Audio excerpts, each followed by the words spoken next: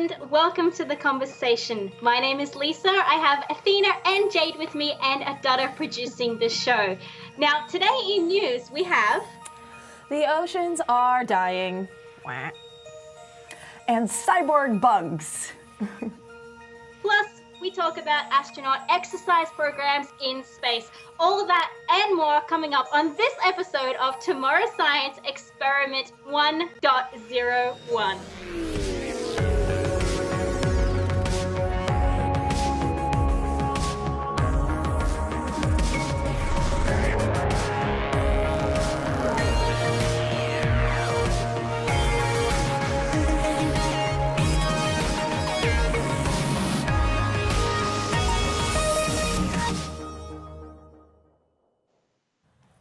Hello, welcome back to Tomorrow's Science. Now, before we get started with our show today, I would love to give a huge shout out and thank you to all of the crowdfunding citizens of tomorrow, specifically our Escape Velocity variety. These are the people that give us $10 per episode on Patreon or $30 per month on Minds.com. They get their name in all three segments of the show and get access to our exclusive behind the scenes Discord channel where all of the magic behind the show happens. So if you'd like to help crowdfund the shows of tomorrow, head on over to patreon.com or minds.com/TMRO. Now, we have so much cool science stuff coming up for you today on our very first episode. So let's start off with Jade. Something terrible is happening in our oceans. Yeah. What's going on? Gonna kick this show off on a high note. Well, breaking news, global warming sucks and it's killing our coral reefs. Yes, yet another gift from yours truly, the Anthropocene era, the cruel acidic heat death of one of the most beautiful, precious ecosystems on planet Earth. Hey, I mean, we're already destroying the rainforests of the land. Why not continue with the rainforest of the sea? So an international team of researchers recently published results from a study spanning 4 decades that monitored the rate and severity of coral bleaching. Not pretty, to say the least. So as we know, coral gets its beautiful range of colors from algae that lives in its tissues. The algae provides the coral with energy, while the corals provide the algae with shelter and nutrients. Coral bleaching occurs when seawaters increase in temperature and cause the coral to excrete that algae in a sort of stress response. In turn, this causes the coral to take on that eerie white color that quite literally leaves reefs looking like a scene out of Silent Hill. Although this doesn't necessarily kill the corals right then and there, it does place a huge amount of stress on them, not to mention the nearly 1/4 of all marine life that depends on them for food and shelter, many of them dying in the following days or weeks. The study found that the frequency of these severe bleaching events has increased dramatically and its effects are compounding. Before 1980, these bleaching events only happened maybe every 25 years or so, giving the corals time to recover between events. Since the 2000s, however, these events have started happening about every 3 to 5 years, and according to the study, that type of frequency can be devastating to our ocean's ecosystem. I mean, not to mention the $170 billion a year it rakes in tourism, resources, and beyond, according to UN Environment Program economist Pavan Sudek. And yes, it is undeniable that human-caused climate change and pollution is mostly to blame here. But, don't cry, it's not rest in peace just yet. Some faster-growing species of coral are able to heal from these severe bleaching events, taking about 10 to 15 years to recover, but only so long as ocean temperatures cool back down and stay relatively normal. But that is something entirely up to what direction we take planet Earth in the coming years. So humans, get your S together. Let's save the coral reefs, please. Oh man, it's positive to hear that, maybe the oceans will be able to withstand that change. But I think, especially for me being Australian, the same country that, the Great Barrier Reef is located in, that's such an Australian thing for me. And films like Finding Nemo, actually someone in the chat, Critical Spectrum, actually said, rest in peace, ocean, poor Nemo. And that's what you think of when you think of the coral reef, right? Like the Great Barrier Reef. Mm-hmm. And that movie was so important for getting kids excited about the Great Barrier Reef and our oceans as well. So it's kind of sad that yeah, exactly. Yeah. I think all of us have kind of used that movie to really enjoy our oceans and get excited about them. So we need to look after them. But yeah, that's pretty sad. Yeah. But Athena, there's something else kind of crazy going on with some, not quite oceans and fish, but some bugs. Tell me what's going on with that. Yeah, so they're called cyborg bugs. So for a very long time, scientists have been looking to bugs to kind of develop robots after, but now they're starting to actually implant electrodes into beetles, moths, and even dragonflies. So they've always kind of used their evolution as inspiration for building robots. They've analyzed the mechanics in which different insects move to design robots after. But now they've decided to take the physical bug itself and design robotics around it and in it. So scientists have the goal of controlling where these cyborg bugs will go, for example, for search and rescue missions, to search hazardous areas that may be very dangerous for people to go to. These insects have nerve clusters called ganglia that run down the center of the body. Scientists insert electrodes into these nerve clusters and through this are able to control the movement of the insect's legs or wings. The electrodes are attached to a small backpack containing small circuits, wireless transmitters, and rechargeable battery that's glued to the insect's back. In Taiwan and Singapore, scientists add tiny cameras, microphones, and other onboard sensors to help them gather information about the environment and locate people in need of saving. These roaches that are being experimented on in Taiwan will contain infrared sensors to detect body heat from, say, a stranded person in a collapsed building. And the rescue team can locate the person's exact position and then send in a team to go get them out. However, here in the States, like at North Carolina State University, scientists are controlling their bugs, which generally are Madagascar hissing cockroaches, by stimulating their sensory organs with low voltage, which in turn causes them to engage a natural avoidance behavior. So say you stimulate the left antenna, that might make them think, or the roach think that there's an obstacle or danger coming from the left. So it causes them to go to the right, or vice versa. So instead of directly controlling the muscles of the bugs, they kind of just end up spoofing their sensors. But at the Dragonfly Eye project of Draper, they are controlling flying insects totally differently. They're using light to control where dragonflies go. Dragonflies already have natural neurons to help steer the directions in which they fly. So scientists are attempting to send a tiny current into the nerve core that would activate all the nerves around it. This approach of light activation would provide more specificity in where the bug's movements are. Lastly, it's also kind of been mentioned that these bugs can be used on the battlefield for surveillance, like in a war, which I think is kind of interesting. I also think that if you might see a bug possibly around, then you don't really know whether or not it's a cyborg bug. It might have cameras or microphones or something on it. So probably watch it what you're swatting at. So yeah, that's what they're working on now. I thought that was pretty cool. Oh man, I hate cockroaches. Yeah, They're so cute though. If I cute? What? Have you ever seen like Wall-E? that, like even.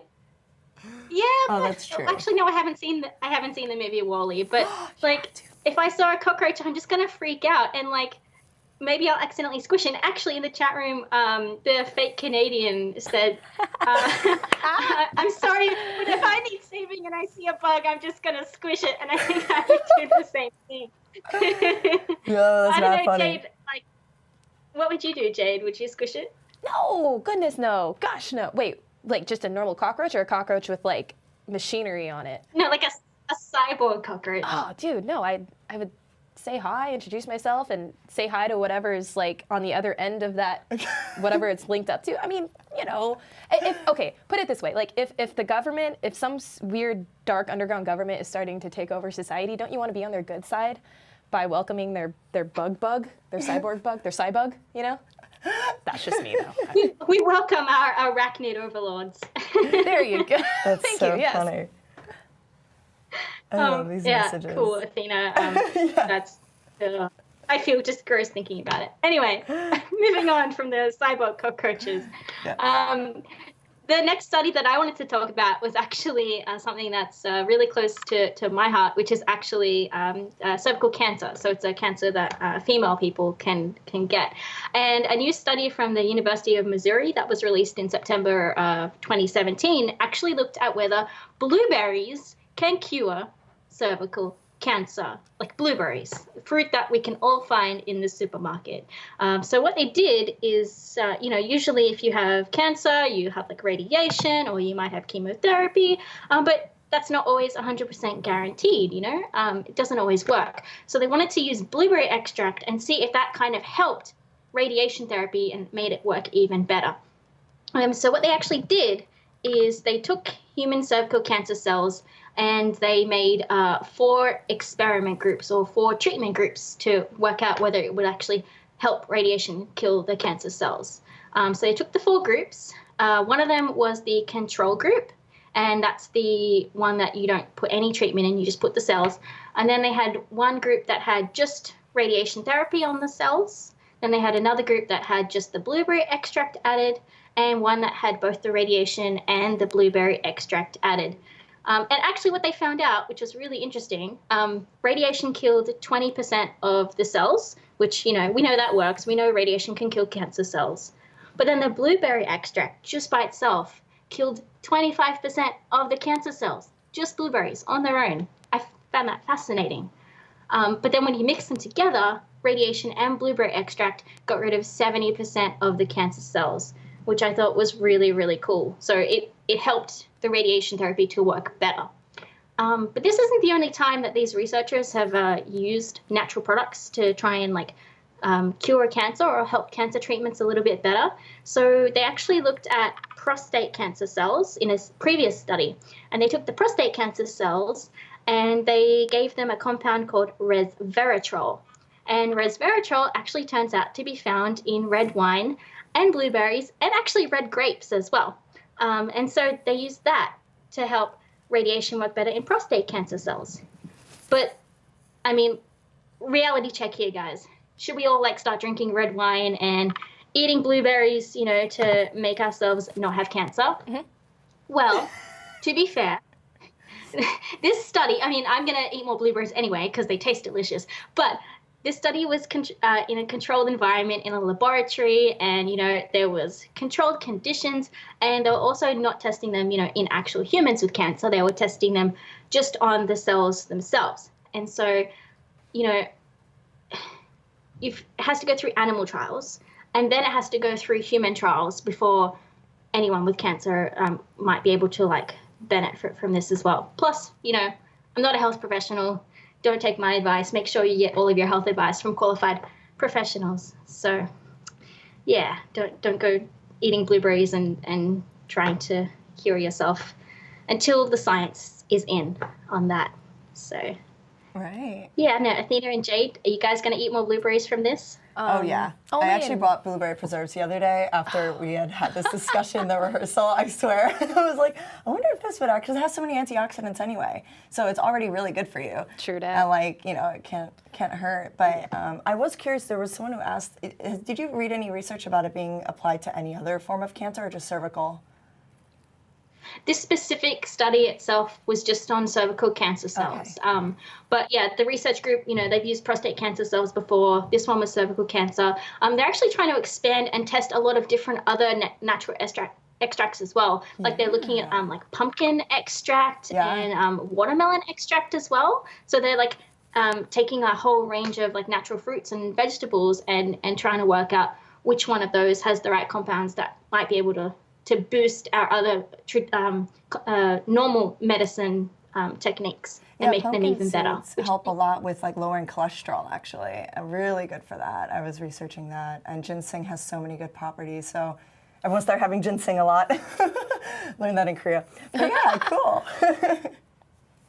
Yeah, so hopefully we'll get some more ways to make our medicine better in the future by looking at all these cool ingredients. Yeah. But I think, Jade, you wanted to tell us a little bit about some more cool science communication that's been going on as well, right? So this is definitely not as terrible as the initial story I shared with everybody. This is actually quite heartwarming.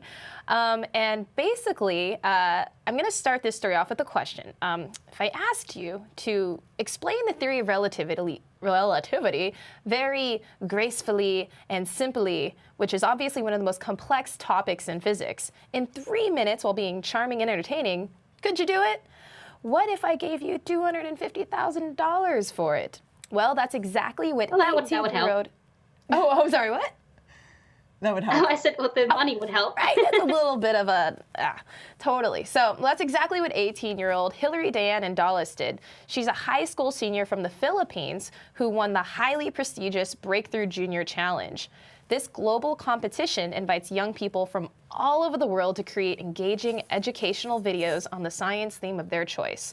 11,000 applied and Hillary's was selected. Her award-winning submission, as you can see here, features the young scientist explaining the theory of relativity and reference frames using pickup trucks, Usain Bolt, and other very clever animations.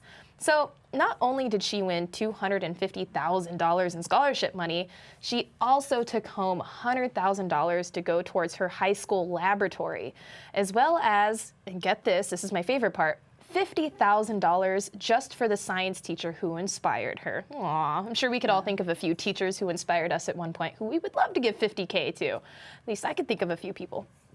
And this is... me too. Exactly. And so this is a story very near and dear to my heart because here you have this incredibly bright young woman who is, she's female, she's minority, she's from the Philippines, and yet she's really breaking down that kind of those stereotypical barriers by being brilliant and being, just really, really on top of the whole STEM field. And then even in her acceptance speech, she encouraged other young women to pursue the sciences and to not be intimidated by it. And this is not her only video. She actually submitted a video last year where she was the People's Choice, but she didn't win the whole award. But I would definitely check her out on YouTube. She has many clever videos just like this one you're watching right now. And as to what she sees herself doing in the future, she actually wishes to pursue a humble research career in fundamental or particle physics. So keep kicking butt, Hillary. Be sure to mention us when you take home the Nobel Prize in Physics. I'll be looking out for it. That's so cool. Wow. How old was she? Such a rock star. 18 years old. High school oh my senior. Gosh. That's I wasn't doing that. amazing. Wow. There's no way. I couldn't do that when I was 18. Right? Yeah, we were doing Wacky Wednesday, cartoon character day. Well, that's amazing. That's so cool. And general relativity too. That's wow. And it's so cool to have, young people getting into science communication as well. I think that's super useful for spreading that message of the cool things happening in science to everybody as well. So props to her. She's doing great work. Yeah. Absolutely. Was she in Manila in the Philippines? Or was she here? She was Filipino descent. She lives, resides, and goes to school in the Philippines, and then she came out here to accept the prize. That's so cool. Yeah. That's amazing. Oh, love that. Yeah, super neat. So another thing that I wanted to talk about today, guys, is actually a way that engineers have been hacking cell biology to make 3D tissue structures. So a group from the University of California, San Francisco, or UCSF, in December 2017, they worked out a way to 3D print or bioprint tissues in an even cooler way. So previously, technology looks like this that you can see in this video, where you print it like a normal 3D printer, you print down the cells in layers, and you make a template and a scaffold. But the problem with 3D printing into the direct shape that you want like that is that it's different from what happens in nature. You're just coming up with the final finished shape of a cube shape you can see here, with space for nutrients and stuff to flow around. But in nature, when an embryo is developing in the womb, it doesn't just turn straight from a bunch of cells into a 3D shape like that. It actually kind of looks more like this image here. So it goes through stages of folding in on itself. In nature, you might start off with a sheet of round cells like you see on the left, and then you have these special mechanical cells inside that would pull it into a bowl shape. So the traditional way to make this in the lab would be to print it directly into a bowl shape. But then all those strain forces that you can see in the bottom of the image there, those strain forces don't happen if you just already print it in the final shape. And those strain forces are really important for giving signals to the cells to know when to continue developing. So the team at UCSF figured out a brand new way to 3D print cells. What they did is they took those mechanical cells, which are called mesenchymal cells, and they printed them in particular patterns around the regular cells, like you can see here, the kind of Y-shaped pattern in the middle. And they figured that over time, those different patterns and printing the cells in different spots folded the entire structure into different 3D shapes, which all had the correct mechanical strains on the cells. And you can see the final shape is what's on the right-hand side over there. And they refer to this as 4D bioprinting because it changes over time into a 3D shape. And there's also a lot of different shapes that are made possible by this new technique. So I've got some footage here of the cells and the structure that they formed through time. So you can see all of the different shapes that were made by the researchers. All the different shapes you can see in that image there were all from printing the cells in different patterns and having the mechanical cells, the mesenchymal cells, in different spots in those patterns to form all those really, really cool different shapes, which I think is incredibly awesome. But I even have, we've got some footage here of the actual 3D structure of one particular shape. So every frame in this video is a slice through a different height or different layer of the 3D structure. And so you build it up and up and up, and it's like you're zooming out through the 3D structure of the cells, which I think is really, it's just incredible. It blows my mind that we can do this. But why is this even important? What they want to do is, like, the future goal is to improve the tissues that we grow outside the body. So if we can take people's own cells and grow them outside the body, kind of mimicking the way that they would grow in nature, then we can use them to actually screen drugs against a specific patient's disease, which I think is pretty neat. So, I mean, I don't know if you guys think this is cool as well, but I thought all those different shapes were incredibly awesome to see happening in real time. Yeah, that's just crazy too. Because it's cells, right? It's supposed to be like probably really, really, really, really small. Mm-hmm. That's wow. That's just incredible that we even have that type of technology. Yeah. And I think it's awesome just because it's a pretty cool example of combining engineering and biology. And then you take, these two, like you take theory and then you take, like actual application, and then you create these like super innovative materials that are really going to help people. And just seeing how intricate it is and how like just it's so beautifully elegant and yet so complicated at the same time, the way it works and evolves. And I just think it's so cool,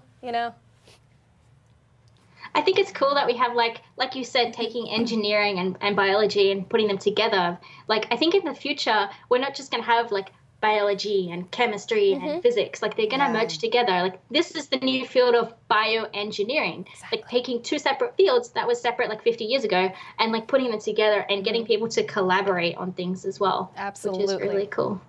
That's so cool. Yeah. Oh, my gosh, all the school systems are going to totally change.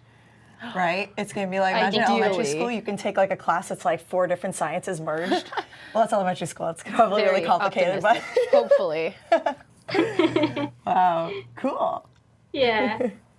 So our last story that we have here in news today, Athena, there's something going on in the universe that's happening very fast, right? Tell me all about that. Yes, fast radio bursts. So at the University of California, Berkeley, they have something known as the SETI project, which I'm sure many of you guys already know about. It's the search for extraterrestrial intelligence. And they recently found a fast radio burst known as FRB 121102. Fast radio bursts are bright, brief pulses of radio emissions coming from a very distant source, which as of now is unknown. However, astronomers both at Berkeley and in the Netherlands detected and confirmed these observations of the FRBs to be 100% linearly polarized, which pretty much just means that all the energy is coming directly from one direction. So in this demo, it shows polarized light. As you could see, it's light oscillations running along a coordinate system. Sometimes these oscillations can be emitted in many directions all at once, like with a hot tungsten light bulb. However, in this situation, they were all received coming in one direction. So this means it must be coming from a highly magnetized source, like the area around a black hole. This FRB seems to repeat, and many, many times. This is the only recorded FRB to do this.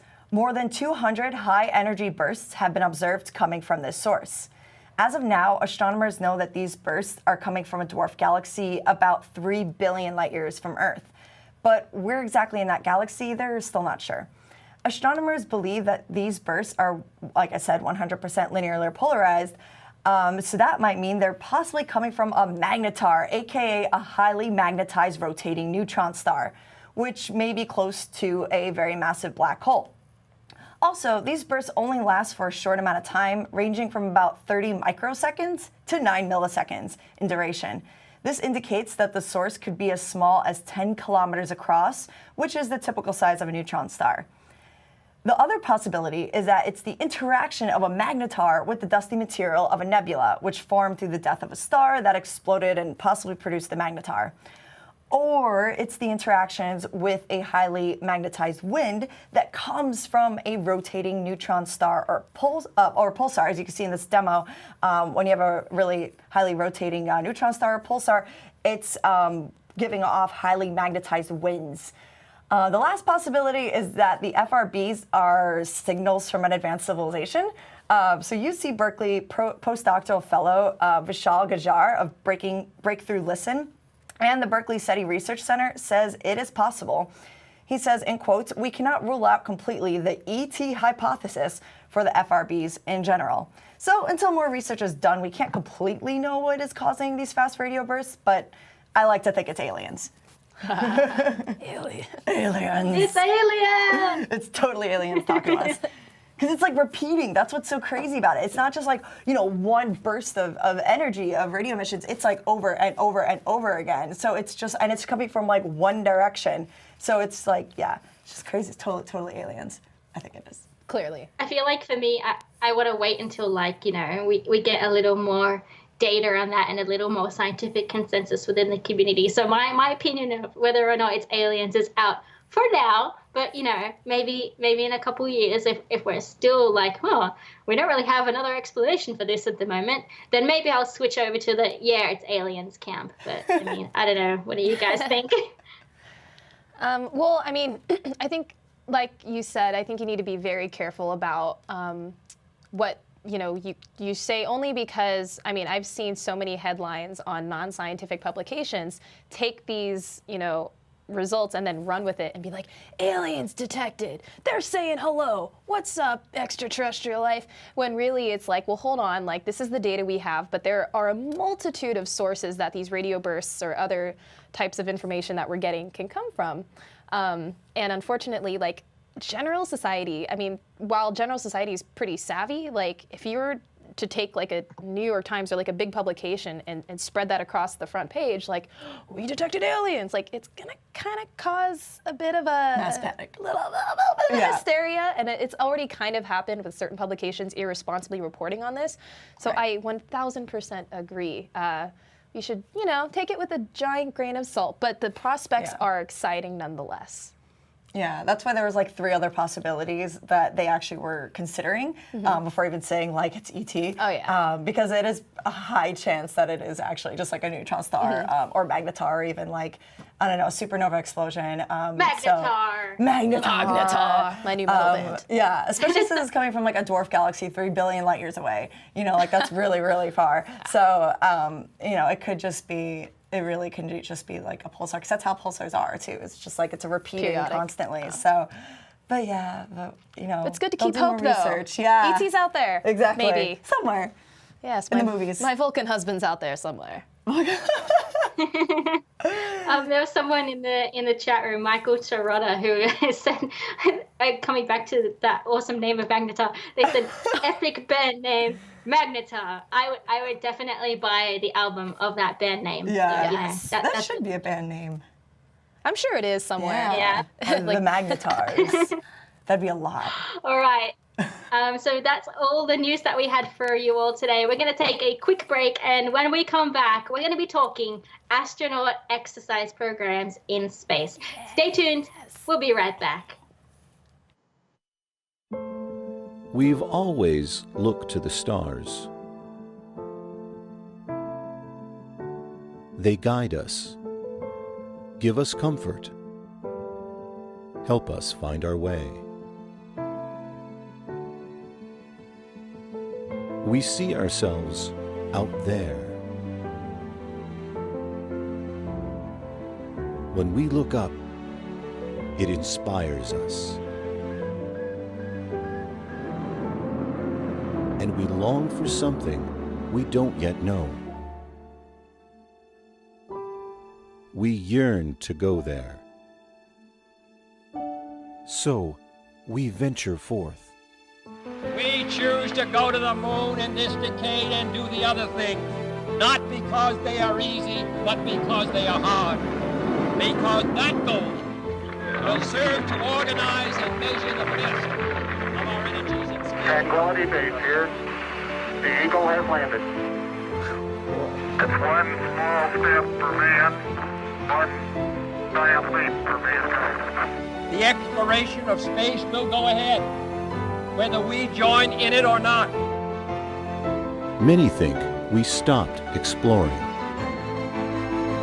But we know our journey didn't end. T-minus 1 minute. We've only just begun.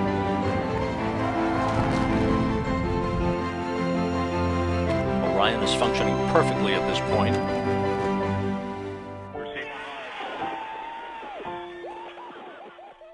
Come with us and explore tomorrow.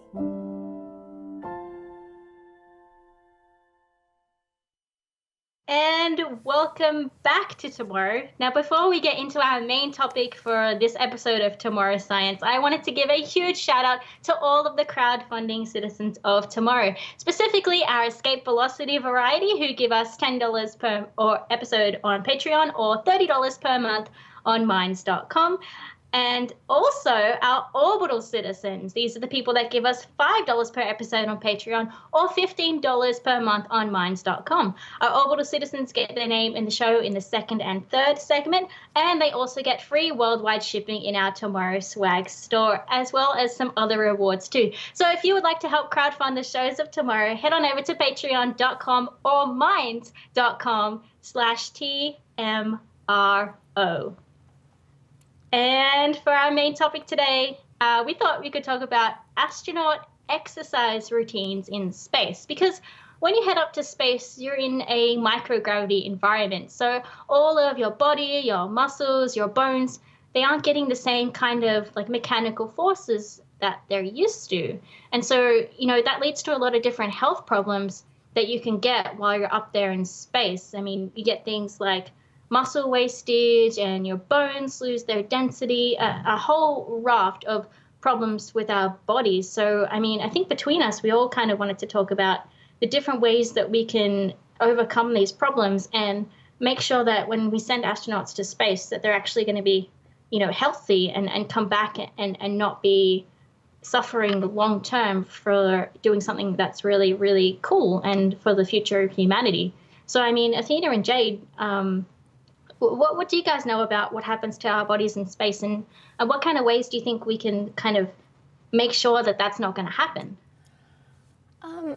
So this is something pretty near and dear to my heart, just fitness in general and fitness in space. My God, like two of my favorite things in the world combined into one. But yeah, no, like you mentioned, so in a microgravity environment, see, even as you're sitting here watching this show, you are actually working out because gravity is pulling you down and your bones and your muscles are actually working against that. So even just sitting here, you're technically exercising, kind of. So in microgravity, you don't get that. Your muscles are being atrophied, like you said, and that contributes to bone loss. And I did a little research. The first few astronauts who went to space, they actually didn't have any exercise protocol in place, so that when they did come down to Earth, they did have a multitude of health problems. So it's really important that we keep them, in shape and keep their bodies working. And even with the very innovative and awesome, workout regimens that they have, they still lose about, 10 to 15% of muscle mass, 10% of their endurance, and that's with like all of the physical activity they're doing in space on the ISS as we speak. Yeah, they're actually, I had just saw this morning, that there's this machine that they're working on known as the Vesper system. Mm-hmm. Is it the Vesper system or Vesper system? Yeah, and it's supposed to be equivalent to about 2 hours worth of a workout in just 20 minutes. And it's this crazy thing. You're sitting down and it's sort of like a sitting down elliptical. Yeah. And so you're moving your arms and your legs, and it has these compressions on your arms and like your thighs and your calves that are constantly cooling and heating your muscles, which is supposed to be reactivating. I think it's like a healing process of the muscle recovery. It's like Ben Gay. Yeah, exactly. Which is pretty cool. But my favorite part actually is like there's these cooled copper plates that the person has to be barefoot on. And when they're barefoot on that, they say that it's equivalent to being grounded on Earth. So this was to release about 10 hertz of discharge.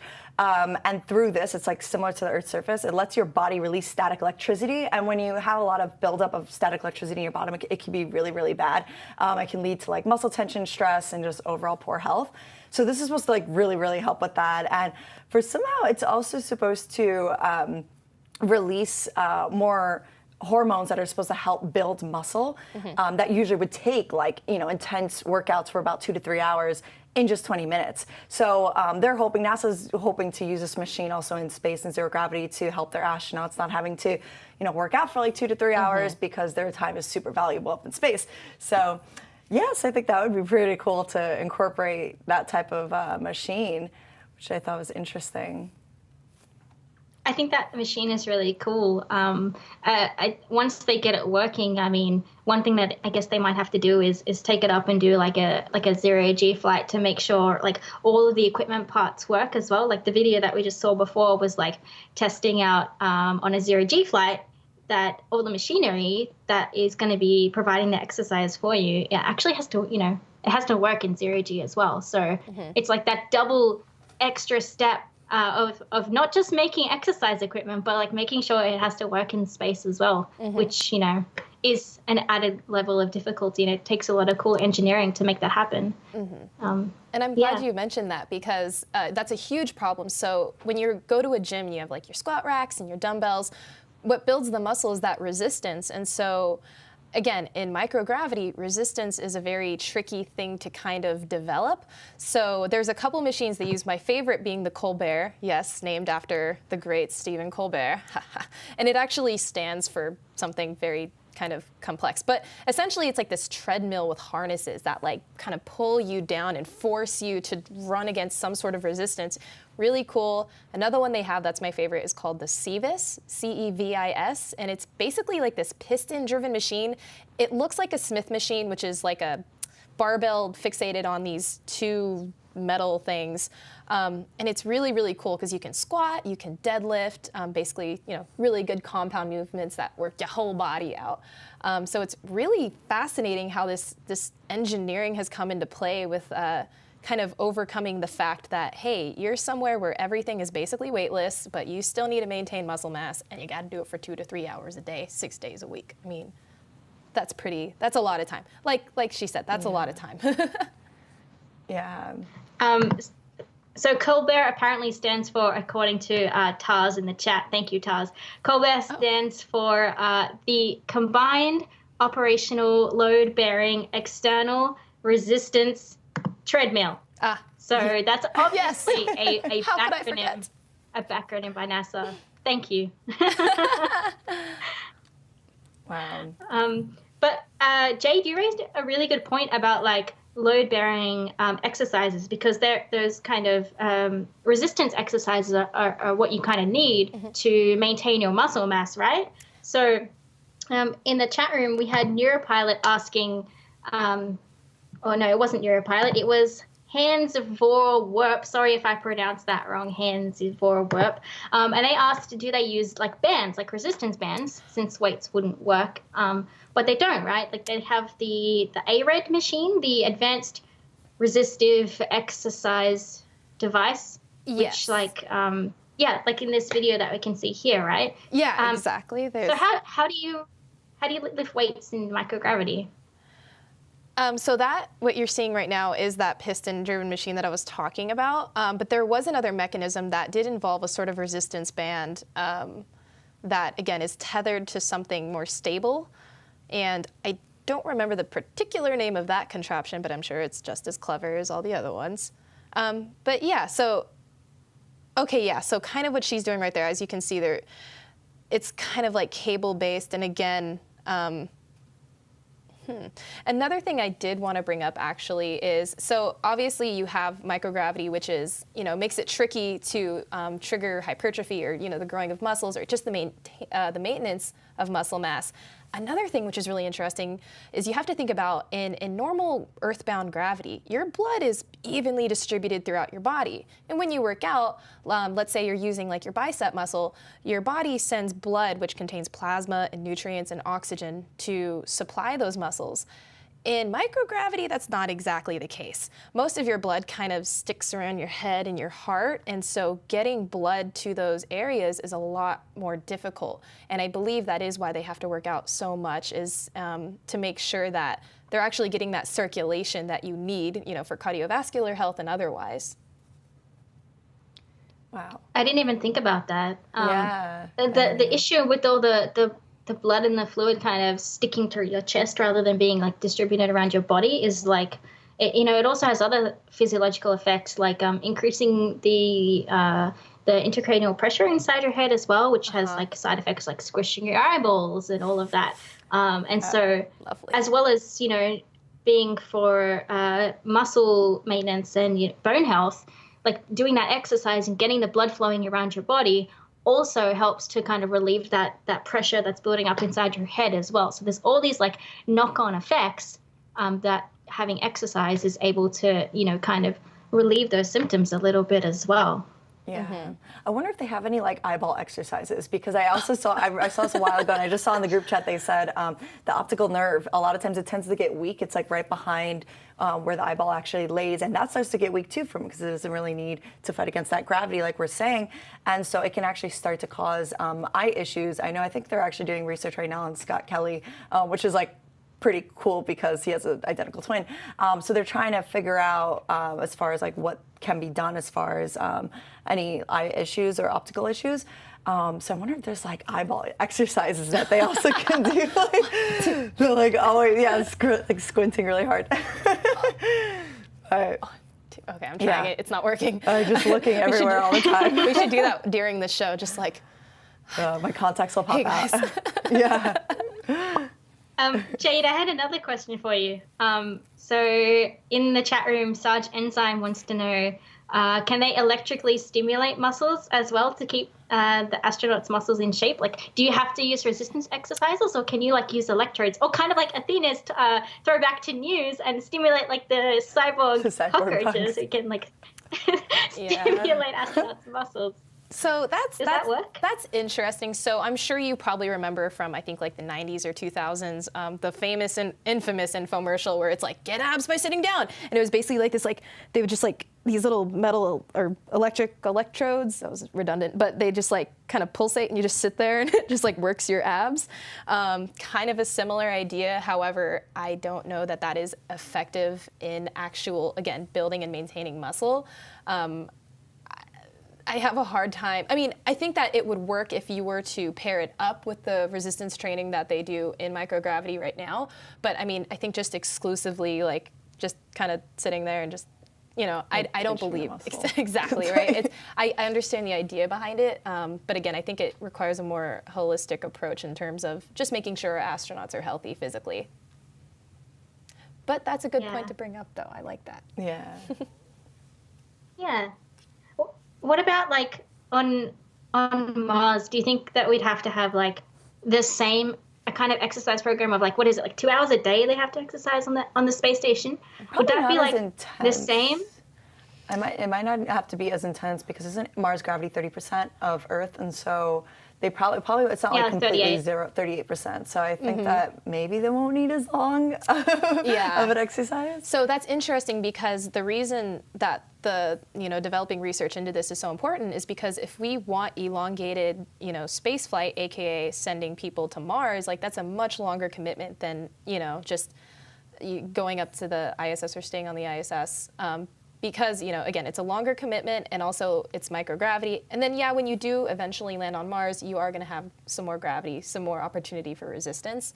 But yeah, that was one of the big reasons why there is so much kind of research going into this is because this is something you need to take into consideration, because if your astronauts aren't healthy and they're kind of like deteriorating on their way to Mars, like they're not going to get too much work done. I mean, I don't care how buff, what's his face, was it Mark Wahlberg? Who was in that movie? Yeah. No, Matt Damon. Matt Damon. Yeah, I always for The get those Martian. two confused. Yeah. Matt Damon. I don't care how buff he was, you know, he had to have worked And out. he like had just woke up too. Wasn't he right. like asleep? Yeah, He woke yeah. up It's buff. like, okay, calm woke down, up like Matt this. Damon. Yeah. That's so interesting. But then, like, if you started working out, go ahead, Athena. What I was going to say was, I think also I just want to tie back down to Earth also is all this technology and all this research that's going into everything that can also benefit astronauts. I think can also really help a lot of people here too for medical technology, like for osteoporosis patients, because like you are losing bone density, you're having a lot of issues, circulatory issues. And I think that after we've kind of done a lot of this research and figure out how to help benefit people in, zero gravity or microgravity for astronauts, it can really also help people here on Earth too and help maybe reverse their symptoms that they're maybe having of mass loss, bone density loss. And I think that would really, really help for like future generations of Earthlings other than future Martians. Yeah, and that's cool that you bring that up too, because again, and this kind of ties back to like the big, like, well, why invest so much in space travel? Why, like, what does it do for us here on Earth?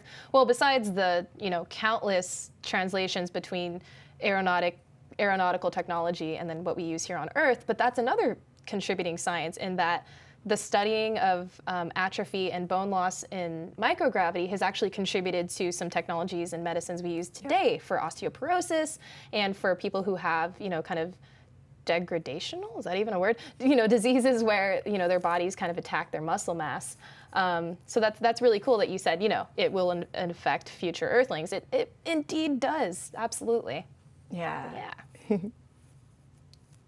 The other kind of technology that I've been hearing about in terms of like physical health in space is like this suit made of like something elasticy material, and it's like a compression suit that like the suit material kind of hugs you to kind of provide the same kind of resistance that you might feel down here on Earth as well. But that's in very early stages at the moment. But again, like it's like the technology that we have in space can be used for things like elite athletes and their training programs and stuff down here too, which I think is really, really cool. Yeah. Yeah. Awesome. But the chat room also has a few different questions as well. There's one from Raj Luthra who asks, are there any foods or drinks or medications which can reduce the bone loss or the muscle mass loss? I believe they're referring to in space. And that comes back to what Jade was saying, is that, things we're doing in space are finding medicines that help people down here on Earth, because there's one in particular for osteoporosis. That medication is called alendronate, and alendronate was first tested up on the ISS, on the expedition, I think it was Expedition 21, whichever one astronaut Bob Thirsk was on. And he had to take alendronate and also do the exercise program on the ISS. And by combining the two, they actually found out that they stopped the bone density loss. So, with exercise, it had kind of slowed down that degradation, but when they combined it with the alendronate medication, it completely stayed at the same level as the bone density that he had down on Earth. So that kind of solved that problem. And now alendronate is also used down here on Earth, for old people that have osteoporosis issues as well. So that's kind of just one example of a type of space spin-off that helps people down here on Earth as well. Mm-hmm. That's so cool. I don't really know of any other medications or drinks that could help. In terms of the basic astronaut diet, so essentially it would be the same principles you'd follow here on Earth to maintain muscle, and that is just getting a good balance of your macronutrients like proteins, carbs, and fats. And I already know they have a pretty balanced diet up there in the ISS, but in terms of specifically maintaining muscle mass, you do need an adequate amount of protein, which, building blocks of everything. And so having a good amount of that along with your carbs. And again, I know that their space food's already pretty balanced, but it's interesting you said that, Lisa, about the research that they're doing into that medication that did slow down all of that degradational process. Because I can't name the studies off the top of my head, but there are some other medications in development and other supplements that, like you said, really slow down the atrophy of muscles and the bone loss and all sorts of other terrible things that happen when you don't exercise in space. Yeah. Yeah, I think the takeaway kind of message from all of this is you know, you need to have both sides of the equation. You need to have the correct nutrition and the correct kind of dietary intake, the right amount of protein and everything, the right medications to supplement you. And then you also need to have the right kind of machinery and exercise equipment and exercise programs. And then like taking all of those together, you know, we'll be able to use that kind of holistic approach to help astronauts on the ISS and to Mars and to beyond in the future. And if only we had artificial gravity on our spacecraft, maybe this wouldn't be such an issue. But I think we're going to wrap it up there. We're going to take a quick break. And when we come back, we're going to be introducing the three of us to all of you. So stay tuned and we'll be right back. Science. It both draws us together and tears us apart, brings discoveries to cure us and threaten us. It is neither good nor evil. It is what we decide to make of it. There is so much more to learn, and we are curious. Together, let's explore the science of tomorrow. And welcome back to Tomorrow. Now, before we get into the third segment of Tomorrow Science today, I'd love to give a huge shout out to all of the crowdfunding supporters of the show. The Escape Velocity Variety are the people who generously give us $10 per episode or $30 per month on Minds.com. And we also have our Orbital subscribers as well. These are the people who give us $5 per episode on Patreon or $15 per month on Minds.com. But there's more. We also have our suborbital subscribers who give us $2.50 per episode on Patreon or $5 per month on Minds.com. And these suborbital subscribers get their name in the third segment of the show and early access to Dark as soon as it is available and a whole bunch of other reward levels. So if you'd like to help contribute to the shows of tomorrow as well, head on over to patreon.com or minds.com/TMRO. Now, usually in the future, we're going to be looking at your comments from the previous week's show for this segment, but because this is the first show of Tomorrow Science, there is no previous show. So what we're going to do instead is give you guys a little bit of the background of each of us and, you know, a little bit about our story, why we like science, and, you know, who we are. So, I mean, Athena and Jade, which one of you would like to go first? Give us a little bit of a background about your science story. Milady. Okay. Hi, everyone. So back before I even came up for on the show for an interview, I was studying astrophysics back in college. I grew up in New York, so from Brooklyn. First time I was ever in a planetarium was my high school. We actually had a planetarium, which was pretty cool. And that was the first place I learned how to track asteroids, started really getting in depth with some research in astrophysics. Went into college, it coincidentally had an observatory, which I didn't actually even know about until after I'd already gotten on campus. And I started studying astrophysics there, was also split major with theater, minor in dance. And then it was pretty cool. It was the first time I had ever seen sunspots. I was looking through an H-alpha filter.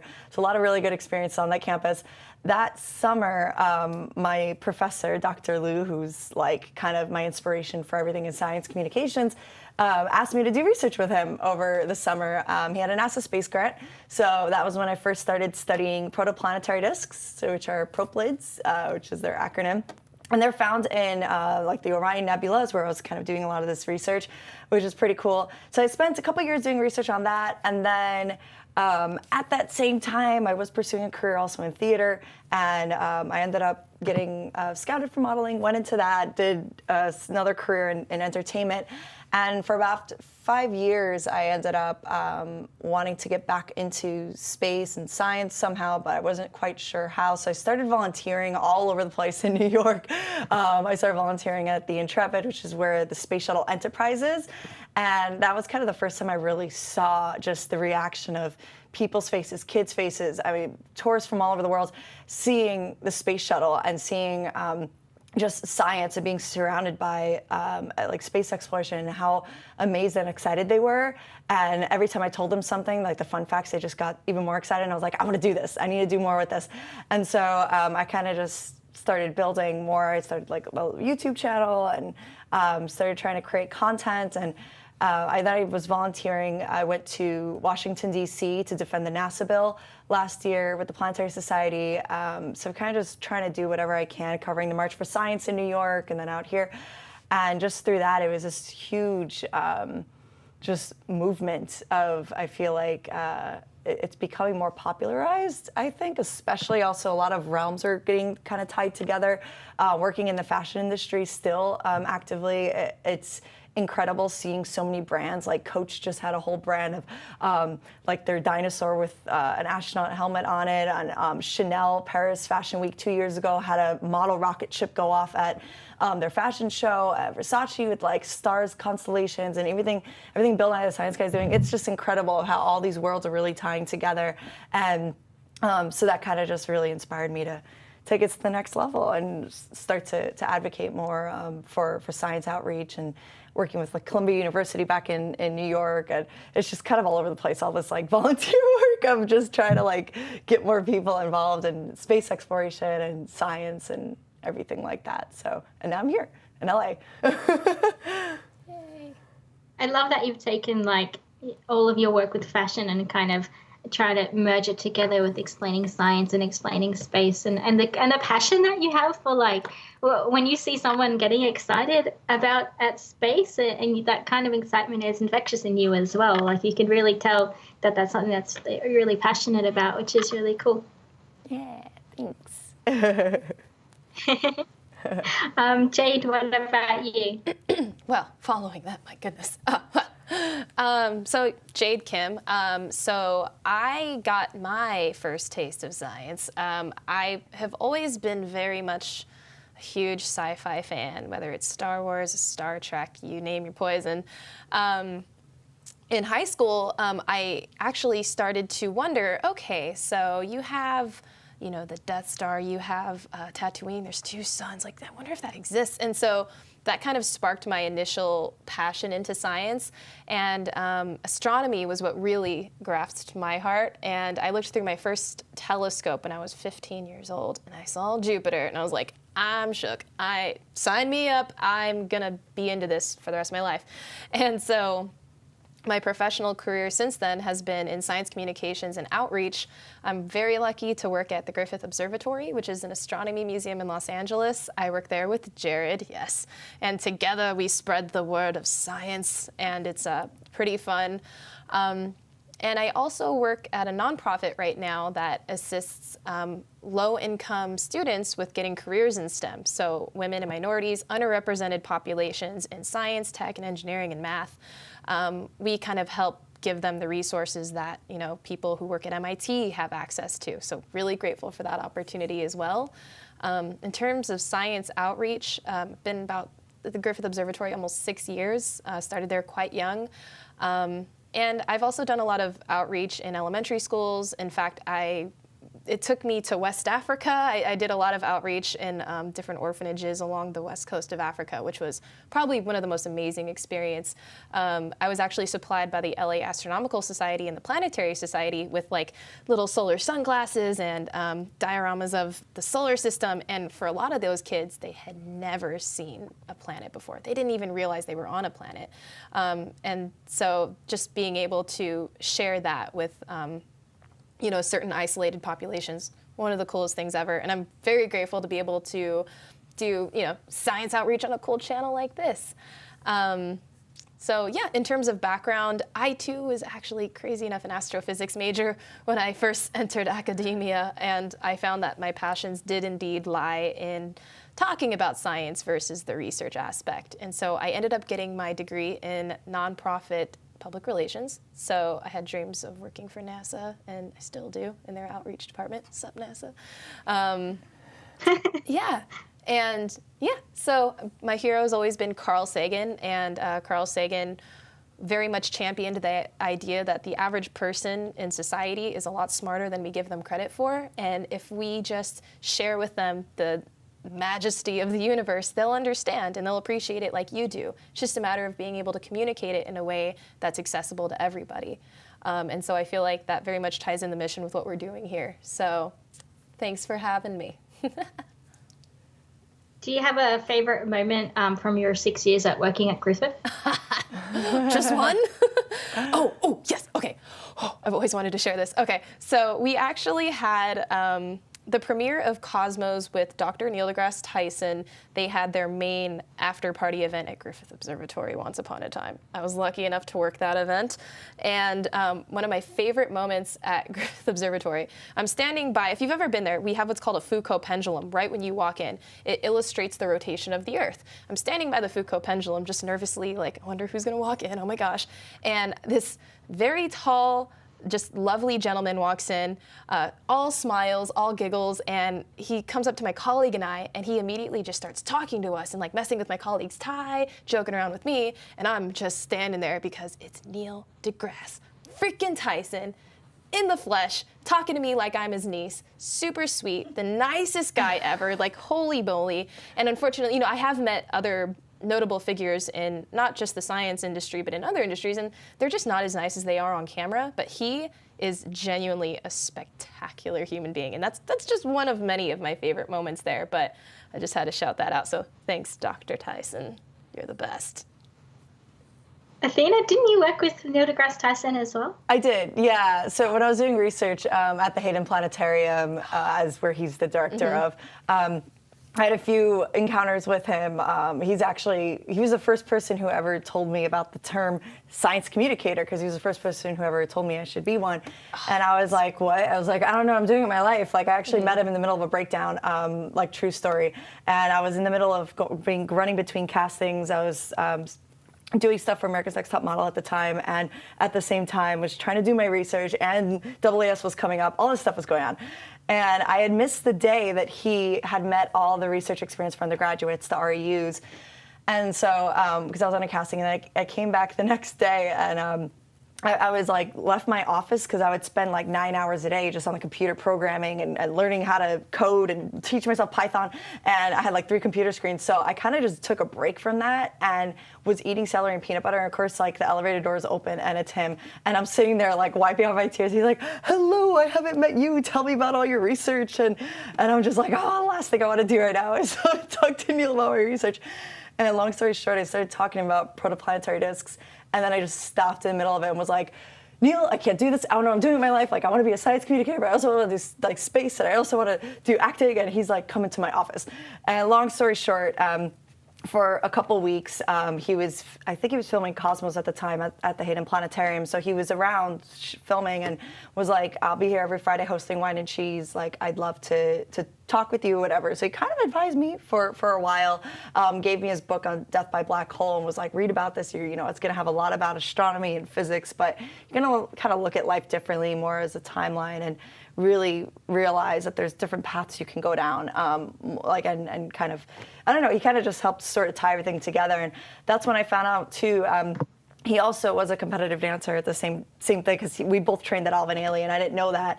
And so he was a dancer, which is pretty cool. And he was like, I totally understand being torn, you know, between 2 worlds. He was captain of his wrestling team and doing astrophysics. So that was incredible, and that was definitely like, he really helped lead me down the path that I went, and I decided to do a trial and error with the modeling industry, and was like, I don't want to do this, but he's like, see what happens. If it doesn't work out, come back to school. And then, you know, and I was like, okay. And also Dr. Lou Charles kind of gave the same advice. But that was my experience with Neil. Saw him a couple times after that for Star Talk in New York, because that's where it filmed. But yeah.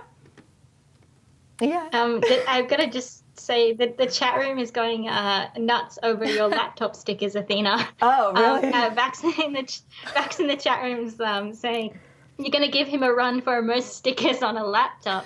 I didn't even notice how many. Do you have a favorite sticker on your laptop? Yes, it's the Goes Our Weather satellite, because that was the first time I ever saw a rocket launch, and it was in NASA in Cape Canaveral, and I just remember that trip was crazy. I lost like two air flights because it was changing a lot, because as you know, incredible as rockets are. It does, sometimes get delayed.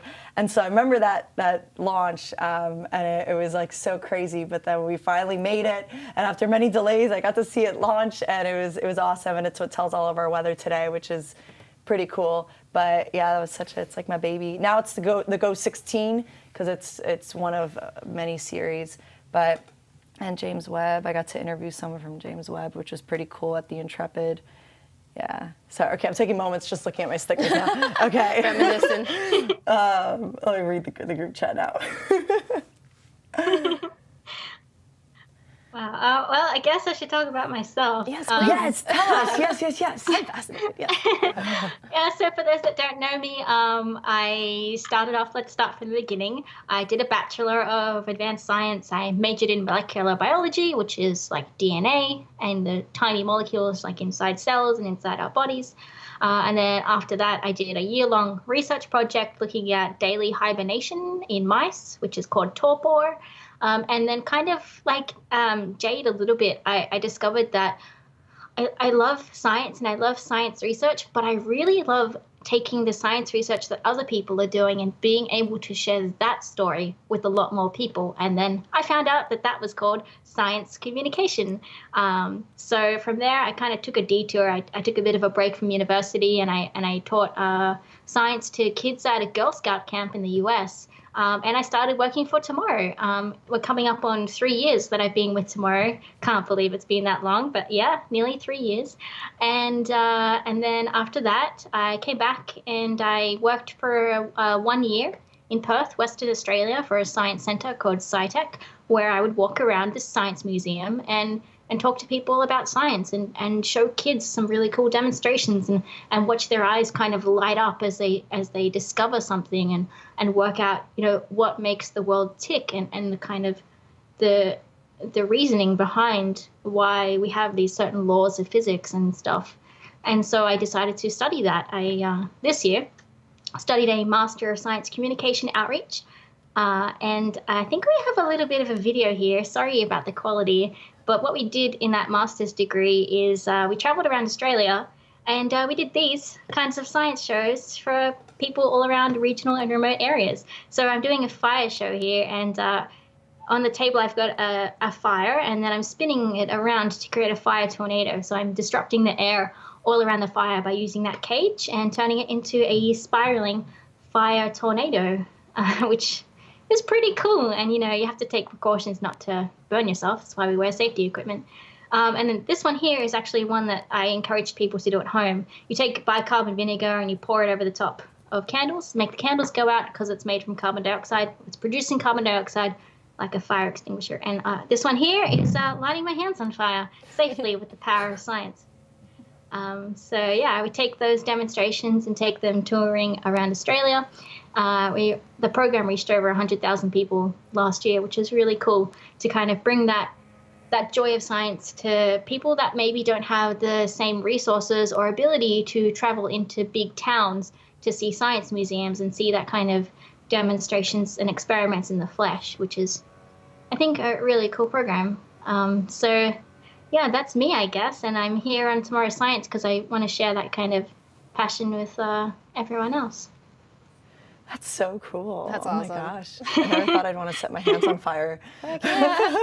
I think, didn't Jared do that? Like, I saw something where he lit his hand on fire. And I'm like, well, that's Jared for you. An air hero spike. Okay. Yeah, so Wow. I walked Jared through a couple of those steps on how to do it safely. So Jared now lights his hands on fire for science as well. Mm-hmm. For science, yes. That's so I think cool. it'd be really cool to kind of do that in the studio at one point, but then I got told that this set is made from wood and wood is flammable and safety something blah. So whatever. I mean the set, not set. We're totally on station 204 orbiting planet X. There you go. Yeah. Planet Calf. Yeah. So that's Very me. I don't know if the chat room had any questions for us. Feel free to throw them at us now. Then Incredible says no fire on station. No promises. I hope you guys have insurance. But, if it's an experiment and it's, all about bringing science to the community, then we should totally do some experiments on the station. Yes, please. Yeah. Get like the workout equipment. That'd be fun. Wonder how much it is to rent that. The Vasper system. That'd be cool. The Colbert. We do have a question. We have a question from Daedalus. Yeah, Daedalus in the chat room, actually.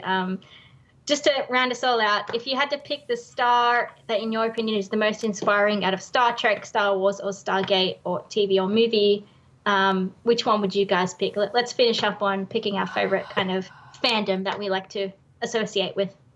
That's a hard question. The Daedalus knows what they're talking about. They know what they're doing here.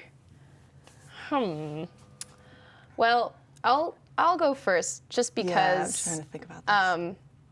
So Star Wars and Star Trek, very close to my heart. The Gate, not so much, but I will have to say, and I'm sure this is many people's heroes, I'm gonna have to go with Spock, Dr. Spock, because not only was that character just so timeless in terms of, his philosophies and his way of looking at life and the way he composed himself, but I think it's very important, especially these days, that, the amount of composure he maintained and the amount of clarity he just kind of always exuded, and just how, logical he was. I mean, again, you look at today's day and times, that's something that's very relevant. And then the man himself, Leonard Nimoy, one of the patrons of the observatory, and just such a splendid human being, just the nicest, most kind-hearted individual, extremely articulate, very smart, just everything that Spock is and more. So rest in peace to him. So I would have to actually say that would be Spock for me. He's always been my favorite too, which is really funny, because I'm always saying, anytime I meet someone who's just really emotionally driven, I'm kind of like, that's great, but you need a little bit more Spock in you, and because it is that balance of the logic that I think that a lot of just human nature tends to lack, and that's one thing I love that they always are touching on. It's just always constantly saying, you need to have a little bit more logic. You need to look at the situation differently and not be so emotionally driven. Mm-hmm. So that's literally what I was going to say too. But I also really like RTD2 a lot, even though he's a robot. But yeah, I don't know. There's a lot of things I like about him. Princess Leia's, I don't know. There's so many good ones. Boba Fett. Hey. I know. I'm trying to think. I have a Darth Vader humidifier at home, so I also like Darth Vader. But my favorite really is Spock, though, even though Darth Vader's evil. But what about you? Yeah. Huh? Yeah, it's really easy for me. I'm a Stargate fan, and I have a Stargate tattoo on my back as well. So that solidifies it for me. 100% Stargate. But with that, I am gonna wrap up this show. I think we're done for today. So that is our show. Before we go, I'd like to thank our ground support crowdfunding supporters. These are the people that give us $1 per episode on Patreon or $1 per month on Minds.com. If you would like to get your name in the show and access to our hangouts whenever we do those, then you can also head over to patreon.com or minds.com/TMRO. That's our show, and I hope you guys tune in next month. We're going to be live on the first Saturday of every month at 2000 UTC. That's it. See you later, everyone. See you next month. Bye, guys.